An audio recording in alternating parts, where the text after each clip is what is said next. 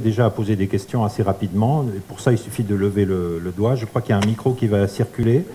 Il y aura également des questions de personnes qui nous regardent à distance, puisque c'est filmé, et qui vont arriver ici sur un iPad devant moi et que je pourrai saisir au bon et poser à nos invités. Je présente les invités. Je vais prendre dans l'ordre depuis moi. Nous avons donc d'abord M. Thierry Moron, directeur du groupe Saint-Paul et président de Média Suisse. Ensuite, nous avons monsieur Vincent Bornet, directeur de Canal 9 et président du groupement des télévisions régionales romandes. Serge Raymond, directeur des médias payants chez Tamedia et membre de la direction générale. Ensuite, nous avons Pascal Critin, directeur de la radio-télévision suisse. Bernard Meissen, vice-directeur de l'OFCOM, l'Office fédéral de la communication, ex-rédacteur en chef de l'ATS. Et enfin, monsieur Philippe Zanot, président de l'Association des radios régionales romandes. Bonsoir à tous. On va commencer avec vous, Pascal Critin. Vous êtes le premier concerné par la loi sur les médias électroniques. Cette loi vous impose des nouvelles exigences, elle vous impose des limites financières. Est-ce qu'elle vous dérange, cette loi ? Donc cette loi, d'abord bonsoir à tous et merci de l'invitation, parce qu'on est face à des débats qui sont extrêmement importants et je suis très heureux avec mes collègues de pouvoir parler de ça avec vous ce soir. Cette loi, si vous voulez, pour le dire très rapidement, elle va dans le bon sens, dans l'idée qu'elle essaye de trouver un cadre réglementaire pour un paysage de la convergence des médias. La question, c'est quelles sont les solutions que cette loi apporte par rapport à ce cadre qu'on connaît, le cadre qui va ne faire que s'intensifier. Est-ce que la loi apporte les bonnes réponses, toutes les bonnes réponses, etc. Et là-dessus, la SSR en particulier est en train de maintenant déterminer sa prise de position. Et on observe quand même un certain nombre de prescriptions qui sont pour nous inabouties ou problématiques même. Si vous posez la question à l'endroit de la SSR elle-même, je pourrais revenir le cas échéant tout à l'heure, je ne vais pas monopoliser ici. Puis aussi, et on comprend tout à fait les réactions qu'on entend autour de nous, on pense qu'elle n'apporte pas de solutions suffisamment larges ou satisfaisantes pour un certain nombre d'acteurs, en particulier les acteurs privés qui font du service public, qui ont la quote-part de la redevance, puisqu'on se situe dans ce cadre ex-radio-TV. Mais la SSR n'a pas eu son mot à dire dans l'élaboration. Comment est-ce que vous découvrez aujourd'hui qu'il y a des aspects insatisfaisants ? La SSR est régulée par la loi, ce n'est pas elle qui écrit la loi. D'accord. Bernard Meissen, à ce sujet, est-ce que ça vous surprend d'entendre que le principal concerné trouve des insatisfactions en lisant ce projet de loi ? Non, pas du tout. Alors, sinon, on aurait vraiment l'idée que la SSR aurait écrit cette loi. Ce n'est pas le cas. Alors, c'est vraiment l'OFCOM qui a fait cette loi. C'est une loi qui essaie de régler beaucoup de choses pour l'avenir. Et si tout le monde n'est pas content, il semble que c'est peut-être un compromis suisse qu'on partage le mécontentement sur les aspects des médias électroniques. Peut-être Vincent Bornet, pour les télévisions régionales, est-ce que cette loi est insatisfaisante aussi, pardon ? Alors je vais être beaucoup plus dur et critique, vous m'excuserez M. Meissen, mais effectivement pour nous et les confrères qui sont dans la salle, on ne se reconnaît pas du tout dans ce projet de loi. C'est incompréhensible, elle est même potentiellement dangereuse. J'estime pour notre part, elle peut être tout autant dangereuse qu'une initiative No Bilag nous concernant, par le simple fait que nous disparaissions totalement de la cartographie officielle des médias et on se retrouve parachuté dans une zone expérimentale de médias de divers genres. Donc on n'est plus comme on l'était auparavant avec la SSR, avec la RTS ici présente, un des piliers du service public dans les régions. Et on se trouve complètement oublié, dénigré et je dirais même un peu maltraité au regard de tout ce qu'on a vécu ces dernières années, et notamment des différentes votations qu'il y a eu lieu tant en 2015 sur la loi radio-TV qu'en 2018 sur le No Bilag. Mais soyons bien clairs, vous n'êtes pas mentionné explicitement les télévisions privées et régionales dans le projet de loi, alors que c'est le cas dans la loi sur la radio et la télévision actuellement. Exactement. Oui. Mais vous ne pensez pas que quand même la loi vous permettra de toucher une part de la redevance ? Alors bien sûr, on peut l'espérer, on peut même l'envisager assez sereinement, je pense, mais on n'est plus explicitement reconnu comme un tronc du service public, ce que l'on était auparavant. On apparaît dans un grand pot des autres médias, des autres services, des autres plateformes qui peuvent exister. et on se trouvera là à défendre des projets, à défendre des propositions de mandat, des contrats de mandat. Donc on n'est plus sous l'égide d'une concession comme c'est le cas actuellement, avec des concessions de 10 ans. On serait sous l'égide d'un contrat de mandat de 5 ans, durée de 5 ans, qu'il faudra sans doute batailler, défendre, garder ou potentiellement perdre. Donc il y a un risque qui est énorme et c'est une incompréhension complète par rapport à la radiographie que l'on a eue ces dernières années et à l'attente finalement du public vis-à-vis du grand débat qu'on a connu autour de Nobilag. Mais Bernard Meissen, expliquez-nous alors quelle est l'intention de ne plus les mentionner et de réduire la durée des concessions.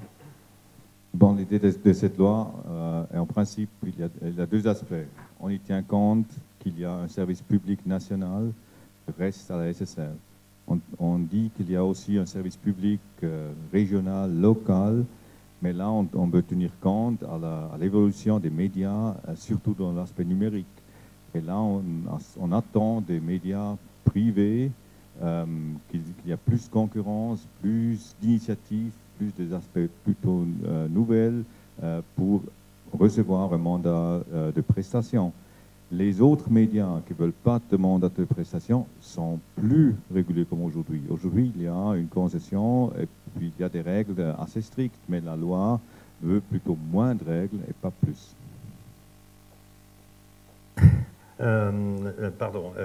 Philippe Zano, pour les radios. Oui, je crois que tout le monde a compris qu'aujourd'hui nous sommes entrés dans une nouvelle ère. La LRTV régulait des médias qui étaient rares parce que nous passions par des fréquences. La radio et la télévision, et les fréquences sont rares. Grande régulation, assez peu de liberté de manœuvre. Et aujourd'hui, avec la délinéarisation, les podcasts, la commande vocale, l'intelligence artificielle, tout ça s'appelle convergence, on se retrouve sur des terrains communs. Donc il y a peut-être besoin de moins de régulation et plus de liberté de manœuvre. Ça, je peux bien le comprendre.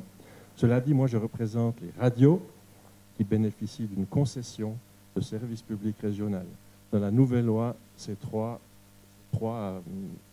noms, ces trois dénominations ont disparu. Il n'y a plus de radio, il n'y a plus de concession, il n'y a plus de service public régional. Donc c'est tout à fait inacceptable. Et on va faire des propositions, bien sûr, pour revenir avec ces trois domaines. Il y en aura d'autres aussi, parce que nous pensons qu'il faut maintenir tout cela, pas simplement pour la beauté du geste, mais parce que dans notre pays, la démocratie directe, elle ne commence pas au palais fédéral, elle commence dans les communes, dans les cantons, et ensuite au palais fédéral. Et il faut d'abord soutenir les médias régionaux, ensuite les médias cantonaux, et aussi le service public national. Donc nous voulons des services publics régionaux, et je crois qu'en Suisse romande, on l'a très bien compris, avec la charte des valeurs publiques du service public, des valeurs communes du service public que nous avons signée il y a 3 ans, je crois, avec la RTS et les télévisions, et la nouvelle loi est en train de démonter tout cela. Et ça veut dire que vous êtes en train de faire du lobbying déjà pour obtenir une modification de ce projet ? Pour l'instant, on n'a pas besoin. Je n'ai pas encore trouvé la moindre organisation qui accepte et soutienne cette loi. Je pense qu'elle devrait être prise de A à Z. J'étais régulièrement au palais ces derniers temps durant la session. L'accueil n'est pas du tout positif. Pascal Critin, si ce projet est très modifié, ça vous convient aussi ? Oui, bien sûr. Si on va un petit peu plus loin par rapport à la position de la SSR, il y a dans notre analyse des problèmes qui sont... D'abord, cette loi, elle nommait 2 opportunités historiques. La première, c'est de pouvoir trouver un moyen de donner un cadre un peu plus régulé aux fenêtres étrangères publicitaires. Voilà. Chaque année, pour la première fois depuis 2017, il y a plus d'argent qui quitte la Suisse que le budget publicitaire de la SSR. Et à cette vitesse, dans 2 ans, c'est l'équivalent du budget de la RTS qui quitte la Suisse sans produire aucun contenu journalistique. Et ici, on représente tous des médias, on est tous, interpellés par cette question qu'on appelle la crise des médias, mais surtout de la capacité de pouvoir produire du journalisme, produire du contenu, adresser ce journalisme au public là où il est, en fonction des changements de mode de consommation. Eh bien ça demande, dans cette transition technologique, entre autres des médias, ça demande des moyens. Et moi, je constate simplement, je ne fais pas de la politique, je constate simplement qu'aujourd'hui, il y a l'équivalent du budget de la RTS, ou presque, qui quitte sans rien produire. Je trouve, disons qu'il y a une opportunité à travers cette loi de trouver un mécanisme, ce n'est pas à nous de faire la loi, mais pour garder un peu de cette valeur. Deuxième problème, c'est qu'il y a des acteurs qui débarquent sur notre petit territoire roman. On appelle ça souvent over the tops, je trouve que l'image est belle. Ils viennent par-dessus les acteurs locaux, régionaux ou nationaux, ceux qui produisent en fait la valeur ici. C'est les médias d'ici qui produisent la valeur, la différence culturelle, l'information d'ici, etc. Et eux viennent capitaliser, créer de nouveaux modèles d'affaires sur ces contenus qu'ils captent, qu'ils repackagent, qu'ils font de la pub, etc. Ou, disons, parfois qui achètent aussi ces contenus ou les maisons de production, etc. Et moi, je trouve dangereux qu'à terme, on n'ait pas cette vision de ce nouveau monde qui arrive et qu'on ne trouve pas dans la future loi, disons, un cadre qui fait que la compétition existe, mais qu'elle soit à armes égales entre ceux qui se battent tous les jours ici et ceux qui arrivent sur notre territoire. Ça voudrait dire les taxer, les mais voilà, mais c'est pas à moi de faire la loi, mais en tout cas, ce que je considère, c'est que la compétition est totalement inégale aujourd'hui. On parle toujours des géants américains, il n'y a pas que du net, il y a aussi d'autres acteurs privés, etc., et internationaux, etc., les telcos, que sais-je. Et il faudrait qu'on rétablisse un peu la compétition entre ceux qui produisent de la valeur, du contenu, du journalisme, etc., et ceux qui, quelque part, en profitent. Et je suis ouvert à ça parce que la compétition existe. Mais rééquilibrer ce match, cette compétition. Philippe Zano, vous hochez la tête. C'est ça aussi pour vous l'objectif, taxer les fenêtres publicitaires étrangères? Oui, absolument. 4% par exemple sur les fenêtres qui partent à l'extérieur, destinées à la promotion culturelle en Suisse. On peut aussi imaginer quelque chose dans le sens de l'évolution de la législation européenne. On ne va pas entrer dans les détails, mais l'Europe est en train de s'organiser précisément pour lutter contre ce qu'on appelle les GAFA, pour faire en sorte qu'une partie du gâteau reste ici. Jusqu'à présent, en Suisse, la RTS a été confrontée à tout cela, la SSR, les médias régionaux assez peu, mais aujourd'hui, l'évolution de la gestion des données, des data est telle que Google peut faire de la publicité pour un garagiste jurassien dans le Jura, de manière totalement ciblée. Ça n'est plus un problème. Donc, les médias régionaux qui ont plus ou moins échappé à cette pression de la publicité globale vont aussi être confrontés. Alors, est-ce qu'on va rien faire, laisser mourir ou bouger un peu? Je crois qu'on ne sera jamais assez tôt dans cette question-là. Et qui dit on va le faire plus tard va sans doute jamais le faire. Raison pour laquelle il faudra aller vite. Et à l'heure actuelle, les discussions disant que ça n'est pas dans la Constitution, on ne peut pas le faire. On peut aider la presse, et c'est vital, il faut aider la presse vite. Pas par la LRTV, pas par la LME, mais par exemple par des soutiens indirects beaucoup plus massifs, et ainsi que la production journalistique des médias régionaux. Je crois que c'est tout à fait envisageable. Il ne faut pas tarder. Alors, on va passer à la presse tout de suite, mais juste peut-être encore Bernard Meissen. Est-ce que ça a été envisagé, cette idée de taxer les fenêtres publicitaires? Il faut quand même regarder qu'est-ce qu'on parle. On parle de remplacer la loi sur la radio et télévision sur la Constitution d'aujourd'hui. Et on ne peut pas régler avec cette loi tous les problèmes des médias, soit en Suisse romande. Il y a beaucoup de problèmes avec Google, avec Facebook, avec GAFA, il y a les problèmes des fenêtres et tout. Mais tout ça, on ne peut pas régler dans cette loi. Cette loi a un aspect d'ouvrir un peu la possibilité de soutenir les médias numériques sur l'aspect de mandat de prestation sur le régional et local. Et ce n'est pas le but de la loi. On n'a pas la possibilité avec cette loi de régler la publicité ou, par exemple, taxer Google avec cette loi. Là, il faut quand même avoir une certaine réalité. Ça sont des aspects qu'on discute sur le niveau européen. On essaie de suivre. On a une loi maintenant que même cette loi n'est pas précisément là où l'Union européenne est déjà. Alors là, il va encore avoir des adaptations, mais on ne peut pas... ça veut dire une révision de cette loi peut-être dans quelques années très vite, si vite que possible. C'est logique. Dès le moment où on fait quelque chose, mais si on dit maintenant il faut recommencer à zéro, on perd 5 à 6 années. Et si on regarde ce que veut dire 5 à 6 années dans le monde médiatique d'aujourd'hui, on a perdu. Et aujourd'hui, on est encore beaucoup plus restreint avec la possibilité qu'on a pour l'aide des médias qu'avec cette nouvelle loi. Vous souhaitez réagir, Vincent? Oui, je voulais réagir effectivement parce que j'entends par ces propos qu'on est sur une loi de transition, donc on est sur quelque chose d'intermédiaire qu'il faudra encore certainement très vite améliorer, corriger. C'est quelque chose que je ne peux pas recevoir comme tel. La LRTV remplit très bien son rôle, satisfait les partenaires concernés, à savoir les radios, télévisions nationales, régionales. Donc c'est un chamboulement de fond qui est problématique. Je vous parlais de la durée des concessions et du statut officiel de nos chaînes. Si on parle du financement, on entrevoit là qu'il y aura toujours un financement qui a été difficilement acquis de 6% de l'année prochaine pour les radios et télévisions régionales, qui n'est pas grand-chose en soi. mais qui va être tout d'un coup, qui va devoir être partagé avec d'autres acteurs, avec d'autres plateformes, d'autres nouvelles sociétés qui viendront dans l'univers de plateformes digitales. Et finalement, on voit qu'on est là aussi perdant dans cet univers-là entre les radios et télévisions régionales, parce que le 6%, il faudra le répartir avec d'autres. Et je pense qu'on se verra aussi appelé à effectuer d'autres tâches, à générer des travaux supplémentaires sur les réseaux sociaux, sur les plateformes digitales. Donc finalement, ce 6% qui ne suffit pas en soi va être vite divisé et partagé entre beaucoup d'acteurs. Mais vous ne voyez pas une opportunité à bénéficier de nouveaux soutiens pour des projets en ligne, justement? Non, je ne l'ai pas vu comme tel, parce que le risque est entier. Déjà, la difficulté pour nous de financer de manière correcte le service de base, les activités de base, c'est déjà conséquent. Les infrastructures radio et télévision en particulier ont des coûts qui sont lourds. On ne peut pas le gérer sur un mandat de 5 ans. Il faut une certaine durée de vie, une vision d'équipement et d'installation, d'investissement pour honorer ça sur le long terme. Et ce n'est pas en ayant une échéance trop rapide que le travail sera bien fait et garanti à l'avenir.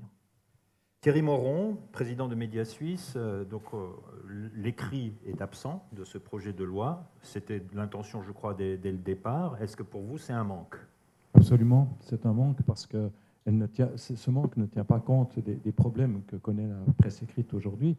Et à mon avis, c'est regrettable. Et d'ailleurs, on s'efforce dans le cadre de la consultation, de répondre à cette consultation pour demander notamment une reconnaissance un peu plus importante et qui pourrait être compensée par un accroissement de l'aide indirecte. De l'aide indirecte, exclusivement. Mais ça devrait être dans cette loi pour vous? Alors, on a conscience que ce qu'il y a de dommage aussi de cette loi, c'est qu'elle cimente des séparations entre le domaine électronique ou numérique et l'écrit. Or, aujourd'hui, on le sait bien, il n'y a plus de journal écrit, de presse écrite qui ne travaille pas avec du numérique. Donc c'est artificiel et c'est tout à fait regrettable. Mais le projet de loi, Bernard Meissen, corrigez-moi si je me trompe, mais ne soutiendrait pas des applications numériques qui seraient de l'écrit, ce serait seulement de l'audiovisuel. Oui, si plateforme numérique est en grande partie audiovisuel, parce que c'est la loi sur les médias électroniques, oui. Et on tient compte à la Constitution, il faut rendre attentif toujours sur ça, c'est de respecter les médias, la presse surtout, et là, on ne peut pas entrer trop dans la concurrence. C'était vraiment une idée de mettre cet aspect audiovisuel, c'était je dirais, des éditeurs surtout, que ça entre dans cette loi. Et ce n'était pas la politique qui voulait ça. Serge Raymond, vous êtes donc de Tamedia, vous êtes vous aussi de l'avis qu'il faudrait que la loi évoque l'aide indirecte à la presse? Tout d'abord, on trouve que cette loi est totalement déséquilibrée. C'est le premier point. La deuxième chose, elle est simplement, à mon avis, hors de la réalité du monde médiatique dans lequel on est. C'est vrai que la séparation entre médias électroniques et médias écrits est totalement artificielle. Aucune réalité. En fait, tous les médias sont électroniques. Fondamentalement, je pense qu'au lieu de tergiverser sur cette loi, les politiques devraient se focaliser sur l'aide indirecte à la presse, aux conditions cadres qui permettent aux éditeurs de mener à bien la transformation numérique qui est en cours. C'est là l'élément clé qui concerne notre branche. Après, le moyen le plus efficace d'accompagner cette transformation numérique des médias, c'est l'aide indirecte à la presse. C'est l'aide à la distribution. Les coûts de distribution augmentent sans cesse. Ça va avoir une influence extrêmement négative sur le prix de l'abonnement. Ça va rendre l'abonnement à un journal régional quasiment inaccessible par le commun des mortels. Et ça va contre l'élément fondamental du jeu, le rôle qu'ont les médias en termes démocratiques. Mais ça va surtout freiner les investissements. On n'avance pas dans le débat. On tergiverse, on n'avance pas, on ne donne pas les moyens d'investir et de continuer cette transformation numérique. Et pourtant, cette transformation numérique se fait. Il faut juste un peu de temps. Donc, au lieu de perdre du temps à faire une loi qui n'est pas adaptée, qui ne répond absolument pas aux besoins, mettons des conditions claires qui permettent à la presse de mener à bien sa transformation. Mais est-ce que les deux choses ne peuvent pas être faites parallèlement? Parce qu'au fond, l'aide indirecte, elle existe déjà. Est-ce qu'il y a besoin d'une base légale nouvelle?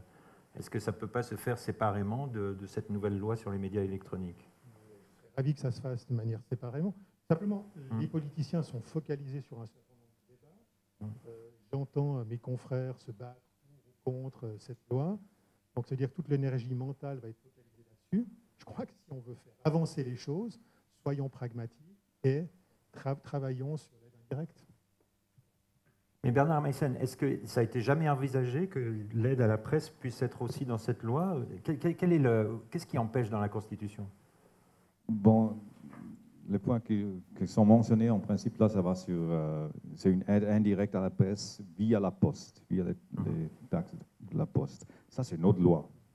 Ce n'est pas cette loi. On ne peut pas mettre ça dans cette loi. Parce que là, il y a des aspects très compliqués qu'on ne peut pas intégrer dans cette loi. On peut changer l'autre loi, c'est la loi postale qu'on peut changer, qu'on peut redéfinir. Mais là, alors on parle de nouveau d'une réforme d'une loi, ça c'est à 5 ans. Ce qu'on y tient compte de la situation maintenant, et puis ça, il faut quand même dire que les éditeurs ont changé complètement la vie.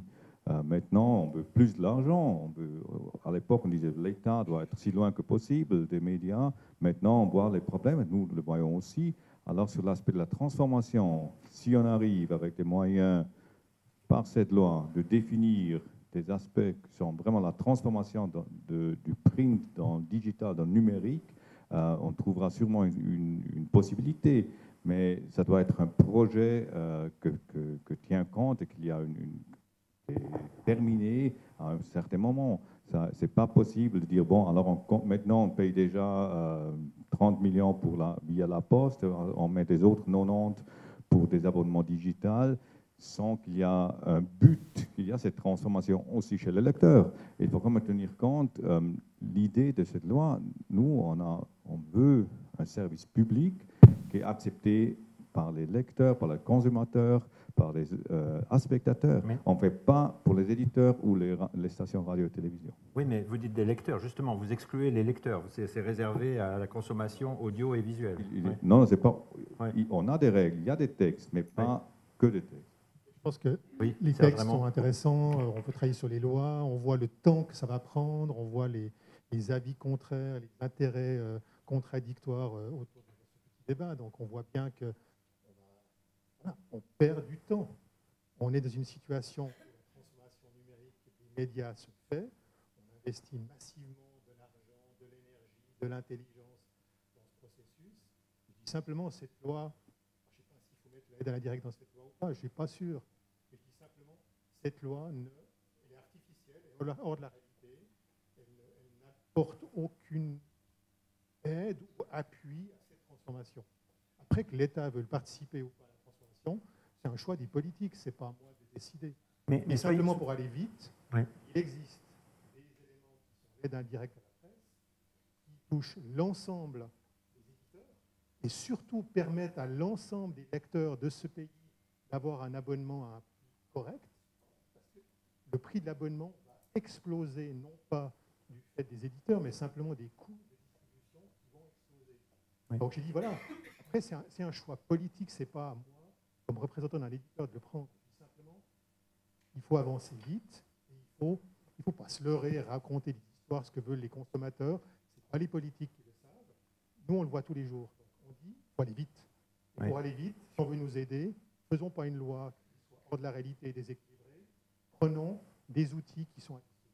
Mais justement, l'outil à disposition, c'est la redevance, en l'occurrence, dont la distribution est réglée dans cette loi. Est-ce que, pour parler clair, est-ce que vous aimeriez qu'une part de la redevance aille dans l'aide indirecte à la presse, l'aide à la conversion numérique, par exemple?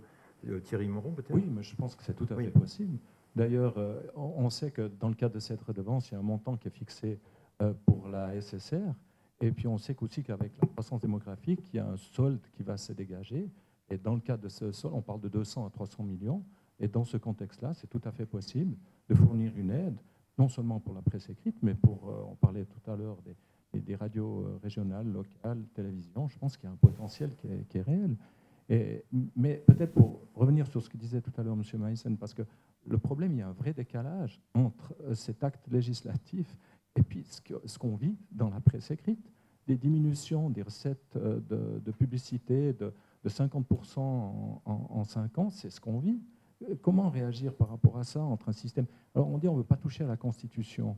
Ce que disait Philippe Zano tout à l'heure, mais pourquoi pas, à la limite, un jour, puisque on sait le temps que ça prend. Cette loi, si tout va bien, elle va entrer en vigueur quand? Peut-être dans 4 ans, dans 5 ans. Pourquoi pas une fois s'attaquer au cœur du problème, au lieu de toujours repousser, et se cacher derrière un tel argument, alors qu'on pourrait reprendre la problématique dans son ensemble. Il faudrait un article qui dise que la Confédération met en place des conditions cadres favorables à l'existence d'une presse. Ben voilà. On peut le faire tout simplement. Mais... On a des lois qui existent. On a des lois qui existent.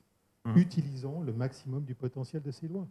Elles ne sont pas parfaites, mais elles nous conviennent, on a l'habitude, ça permet de cadrer l'action entrepreneuriale, privée ou étatique, ça ne change pas, on va prendre des décisions. Et là, il y a une distribution de la redevance qui peut être différente, et puis il y a des conditions cadres, et pour ces conditions cadres, en particulier dans le monde qui me concerne, qui sont les médias payants, les médias de presse écrite, il y a cette distribution indirecte. Voilà, elle a fait ses preuves, elle est super démocratique, elle touche l'ensemble des régions, elle touche l'ensemble des éditeurs, elle touche l'ensemble des opinions, et puis elle permet à tout un chacun, comme citoyen, d'avoir accès à un abonnement à un prix raisonnable. Et on sait l'importance qu'ont les médias régionaux, en particulier les journaux régionaux, pour se forger une opinion politique. Voilà, c'est juste ma thèse. Je dis simplement, attendre 5 ans et perdre 10% de revenus publicitaires encore les 5 prochaines années, voilà, on aura une belle loi peut-être. En tout cas, nous, on sera dans une situation compliquée.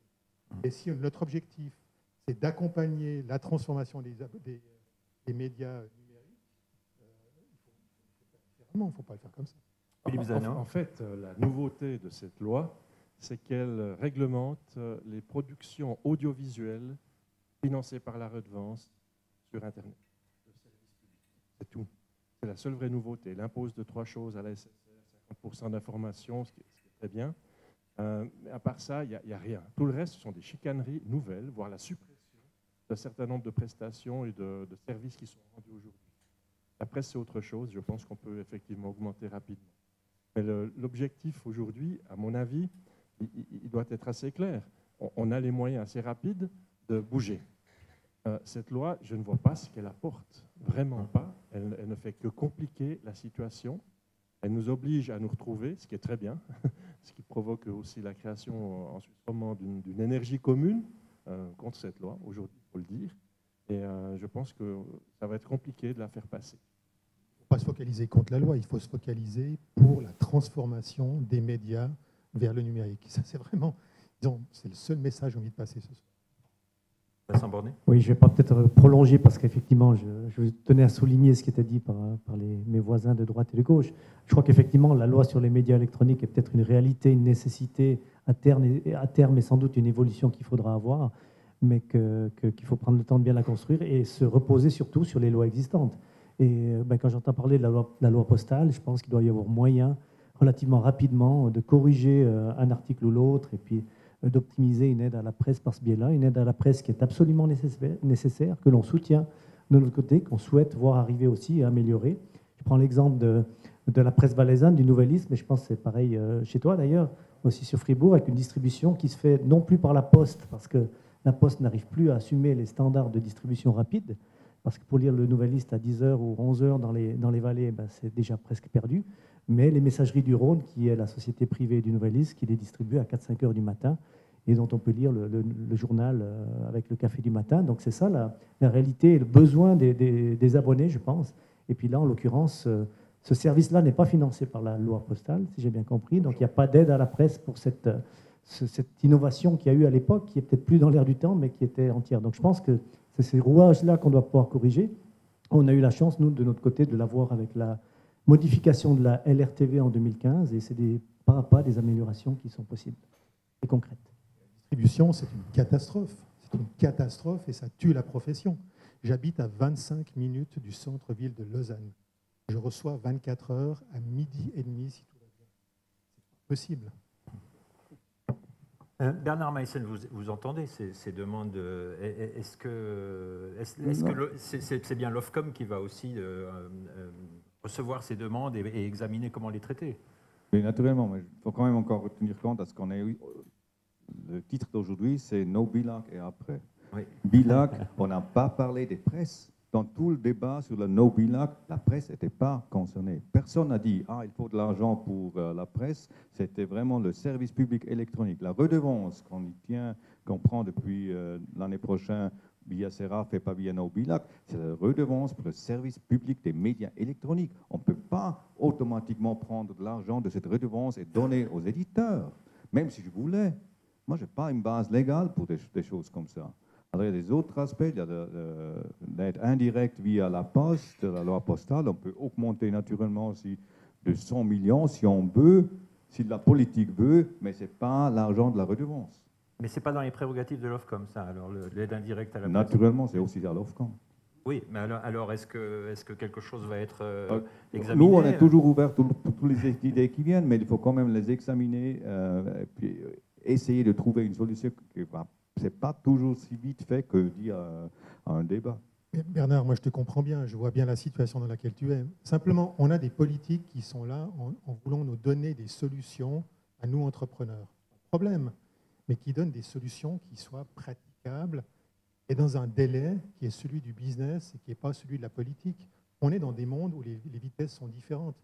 Je dis simplement, avec mes confrères de médias suisses, on a besoin, si on veut nous aider, si on veut, on n'est pas obligé, si les politiques veulent aider la presse régionale, le meilleur moyen, le plus efficace, c'est celui que je propose. Point, sans plus. Mais c'est vrai que s'il y a une volonté politique, il y aura des solutions. Pour l'instant, on ne les voit pas. On arrive un peu au bout de cette partie sur la loi sur les médias électroniques. Donc s'il y a des questions qui portent spécifiquement là-dessus, on les prend volontiers. J'en vois pas non plus ici. Sinon, on va élargir un petit peu le débat pour, au fond, examiner déjà un peu la situation de l'audiovisuel qui est, au fond, qui est assez bousculée aujourd'hui. C'est ce qu'on peut voir maintenant, en commençant de nouveau par vous, Pascal Critin. Vous avez parlé de la publicité qui fuit un peu maintenant le service public, en partie parce qu'elle part à l'étranger, ou sur les GAFA, comme on dit. On connaît aussi le vieillissement des spectateurs, des auditeurs. Est-ce que, au fond, cette question de législation n'est pas quelque chose d'un peu secondaire par rapport à l'ampleur du vrai défi qui est de reconquérir un public sur les médias numériques? Secondaire, oui et non, parce que la législation peut nous permettre à tous les acteurs audiovisuels de se développer ici pour refléter ce pays dans sa diversité culturelle, etc., et être capable aussi de rivaliser avec des concurrents qui sont d'une taille infiniment plus grande que nous, ou elle peut nous entraver, elle peut nous clouer les pieds au sol, elle peut nous mettre des semelles de plomb, et ça, c'est un vrai danger. Donc la loi, c'est quand même une donnée importante. À part ça, on a parlé dans la presse de transition numérique, c'est une transition que tous les médias connaissent. Vous évoquez ça, donc on a aussi, nous, au niveau des médias traditionnels, radio et télévision, des volumes d'écoute qui se réduisent. Les médias ne disparaissent pas. Je pense que c'est la même chose pour la presse écrite, elle ne disparaîtra jamais, mais simplement la part qu'elle représente dans le temps de consommation globale des médias est différent et moindre. Et donc, on a tous les acteurs qui sont autour de cette table, ici, enfin de ces trois tables, on a tous les mêmes problèmes, c'est-à-dire que nos médias traditionnels occupent un peu moins, sont les gâteaux plus petits, et puis il y a des gâteaux plus grands qui naissent à côté dans les offres digitales, au pluriel, puisqu'il y a beaucoup d'offres digitales qui sont chaque fois des formats différents, des interactions différentes avec le public. Et cette transition-là, d'être capable de passer de nos métiers traditionnels vers les autres médias en maintenant nos métiers traditionnels, parce que pour ma part, la radio-télévision, j'en suis convaincu, ne disparaîtra pas, c'est simplement un des usages. Eh bien, cette transition-là, en existant sur ces différents tableaux, ça, c'est la difficulté pour nos entreprises, parce qu'on ne peut pas lâcher la proie pour l'an, parce qu'on doit maintenir, par exemple, avec l'exemple de la presse, une distribution efficace. Le journal, ça se lit le matin, ça ne se lit pas l'après-midi ou le soir en rentrant. Voilà. Et donc, ça, c'est vraiment le gros enjeu. Il faut que le cadre légal permette cette transition-là.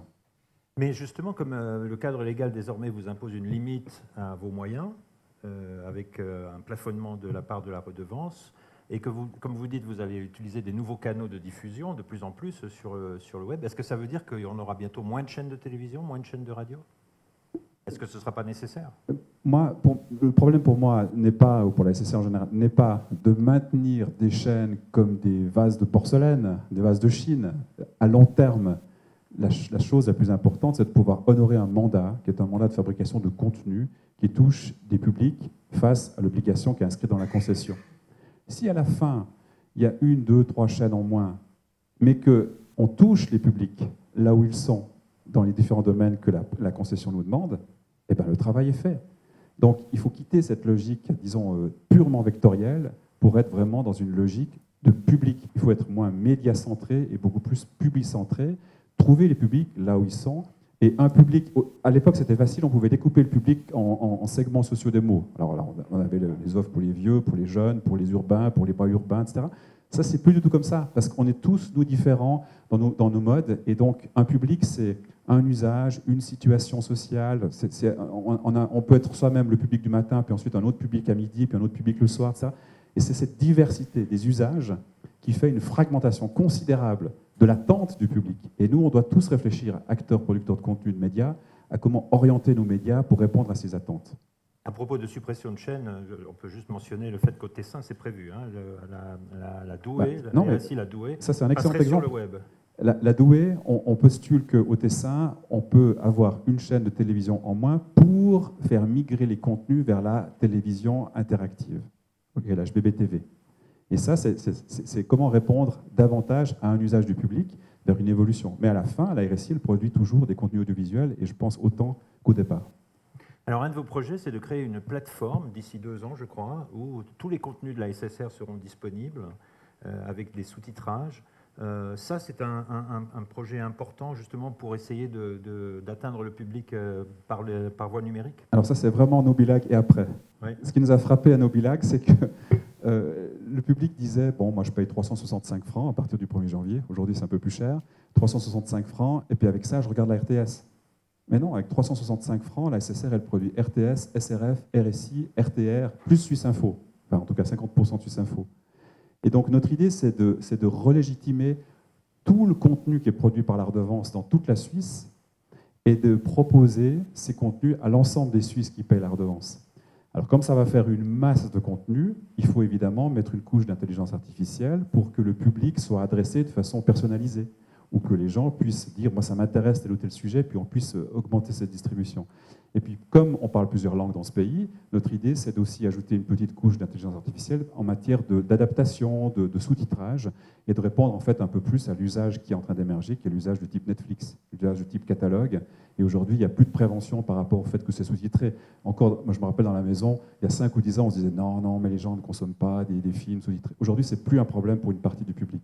Donc, adressons-leur, si vous vous intéressez à la pêche à la truite et qu'on a un super passe-moi les jumelles là-dessus, ben, je peux vous dire qu'il y a un excellent reportage qui a été fait en Turgovie. Et puis comme ça, vous avez accès facilement à ce reportage sous-titré. Ce projet sera ouvert aux télévisions et radios privées? Alors là, il y a une plateforme nationale qui est en fait pour proposer tout ce qui est produit par la redevance. Et par ailleurs, et on doit un peu articuler ça, c'est le projet est vraiment à l'état du concept, hein, on a des players nationaux, des Play RTS, Play SRF, etc. Et là, on avait développé avant Nobilag un développement pour localiser, pour reprendre les télévisions régionales qui souhaitent. On avait développé ici en Suisse romande un projet avec Canal Alpha, entre autres. Donc ça, c'est en stand-by, mais j'espère qu'on puisse le lancer. Vincent Bornet, ça vous intéresse, ce projet? Oui, bien sûr, je crois qu'on est... Je peux complimenter ce qui est fait là, et puis je pense que c'est une bonne idée. On a des discussions très avancées avec la RTS en particulier sur des partages de contenu, sur des partages peut-être même de technologie ou des coopérations entre nos chaînes. Et le player qui est cité, effectivement, c'est un moyen de pouvoir partager des contenus et les reprendre au niveau des régions. Donc c'est quelque chose qui doit pouvoir évoluer.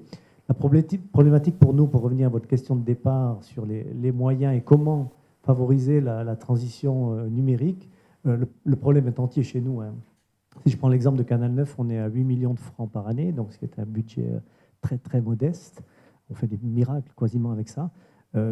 Qui plus est, sur ces 8 millions, il y a 1 à 2 millions qui sont trouvés par du financement commercial et du financement privé qui vient en plus de la concession et de la publicité de base. Arriver à faire plus avec ça, c'est difficile, on est à flux tendu, si ce n'est en abandonnant une production traditionnelle. Donc ça voudrait dire de dégager du journal des forces de production, alléger la production TV linéaire et puis basculer du monde et des budgets sur des productions ou des contenus digitaux.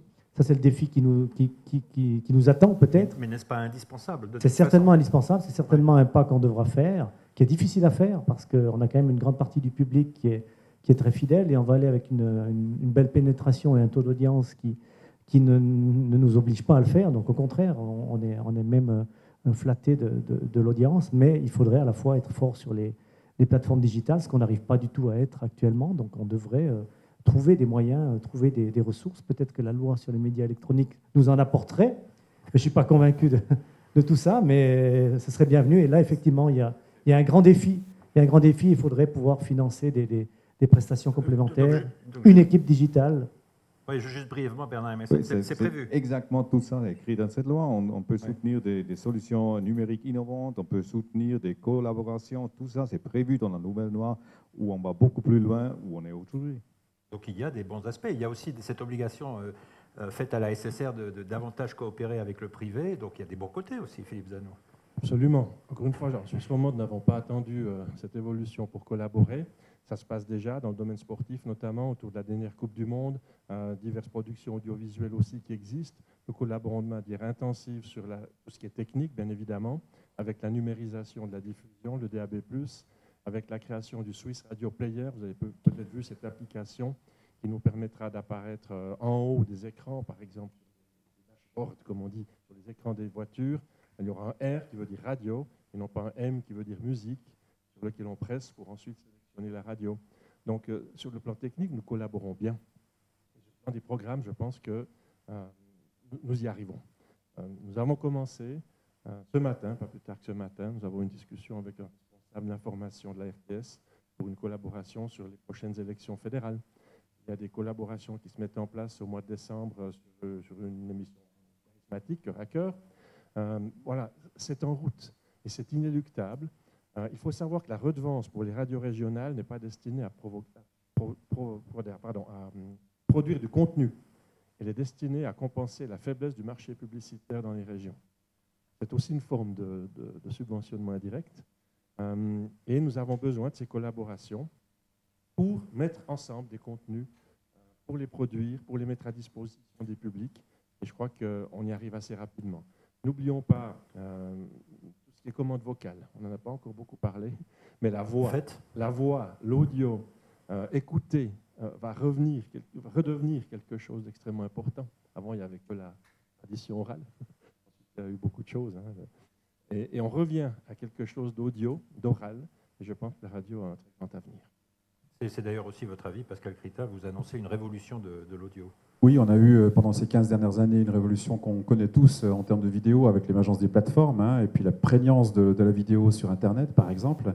Puis aujourd'hui, on constate tous, à travers l'émergence du podcast natif, qui n'est pas des émissions de radio, c'est tout à fait une autre écriture, où, par exemple, les assistants vocaux, assistants personnalisés et smart speakers, l'importance que ça a, c'est 30-40% des ménages aux États-Unis. Hein, c'est une progression fulgurante en une année ou deux, ça va venir ici en Europe, ça a déjà commencé. Et on doit absolument adapter nos contenus, créer même des contenus de formats différents pour ces plateformes. Parce que si on ne crée pas des contenus suisses, eh ben, il y aura des contenus globalisés, mondialisés, puis qui va raconter ce pays sur ces plateformes qui représenteront de plus en plus des usages, je reviens avec ce mot, des usages du public. Donc on doit tous s'adapter à ça. Ça fait partie de la transition numérique, en plus une transition de métier. Hein. Alors Philippe Zanneau, c'est quelque chose qui est possible pour des petites radios régionales, c'est une telle conversion? Bon, ce n'est pas toujours la même distance. Enfin, les armes ne sont pas toujours les mêmes. Lorsqu'on a commencé à introduire des caméras dans les studios, la SSR peut le faire rapidement, les privés, Radiolac a commencé, les autres pas encore. Lorsqu'on parle de podcast natif, la SSR peut le faire, les radios régionales ne peuvent pas encore. Donc les moyens, les ressources, si on fait quelque chose, si on introduit quelque chose de nouveau, il faut renoncer à une prestation antérieure. Alors, on ne peut pas ajouter des prestations, les ressources ne suffisent pas. Donc, ça se fait. Il y a du podcast qui se pratique. Si je prends Radio Chablais, qui a racheté Vibration et qui crée 6 programmes audio supplémentaires par rapport à ce qu'on peut entendre dans le Chablais, et les autres s'y mettent aussi.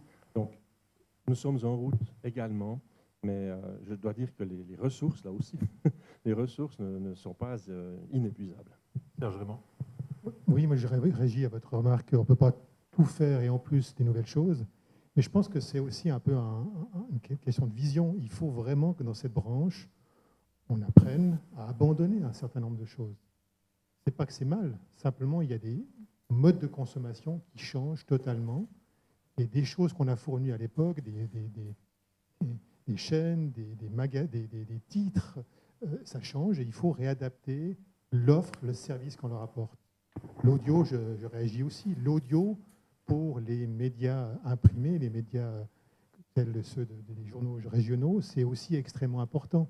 On ne va pas faire de la radio, mais il faut qu'on soit accessible par tous ces outils de consultation vocaux. Donc on a le même problème que la RTS, il faut qu'on soit visible sur ce réseau-là.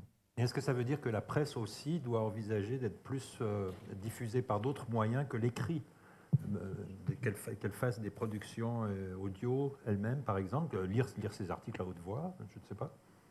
On a fait une expérience de ce type-là, c'était un flop total. Je pense que le format, voilà, le format, c'est pas du copier-coller de ce qu'on fait actuellement. Justement, il faut inventer de nouvelles choses. Et c'est des choses qu'on ne trouvera pas dans la loi, parce que la loi, elle a de toute façon du retard, et les politiciens aussi.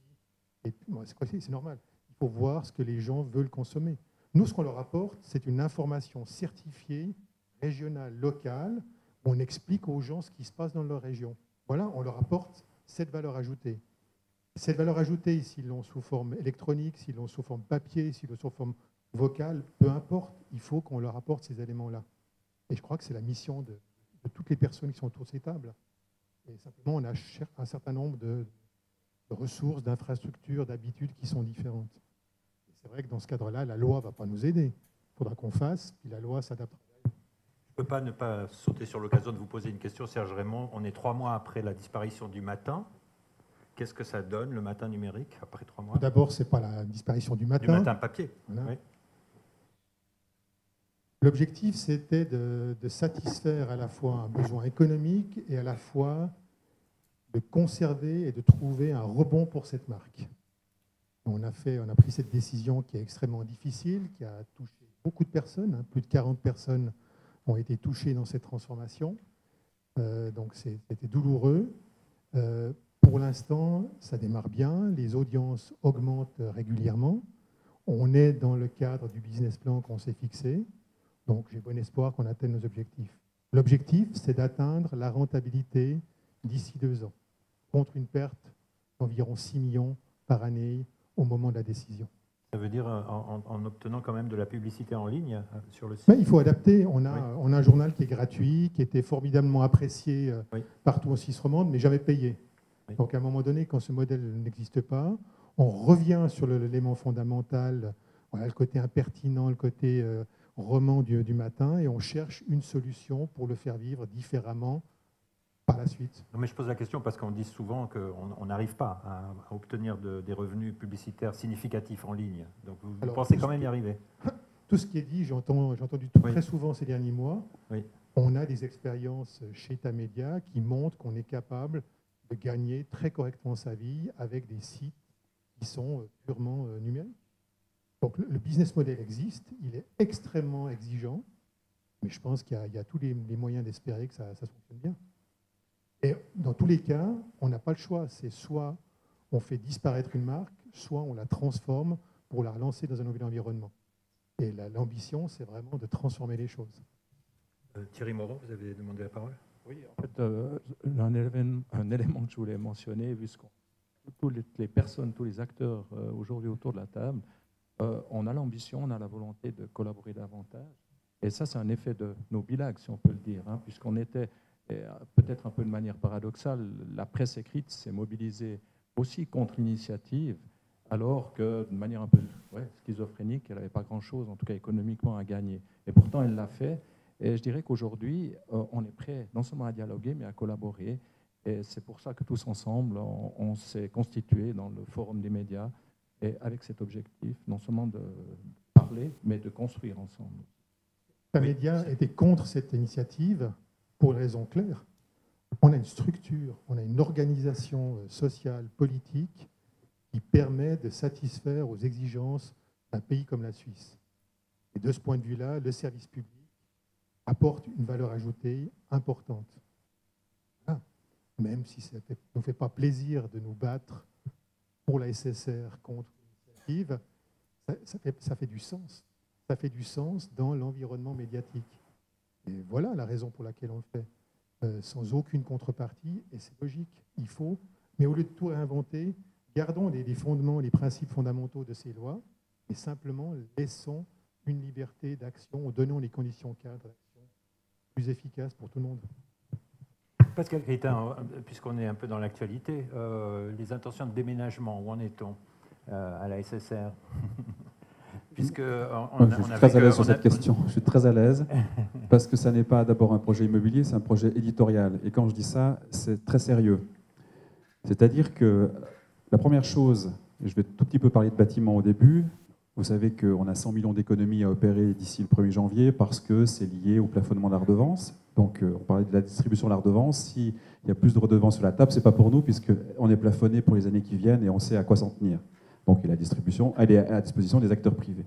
Ensuite, on a aussi chez nous, certes de façon moins forte que ce que la presse connaît, mais de plus en plus fortement, une baisse des revenus publicitaires.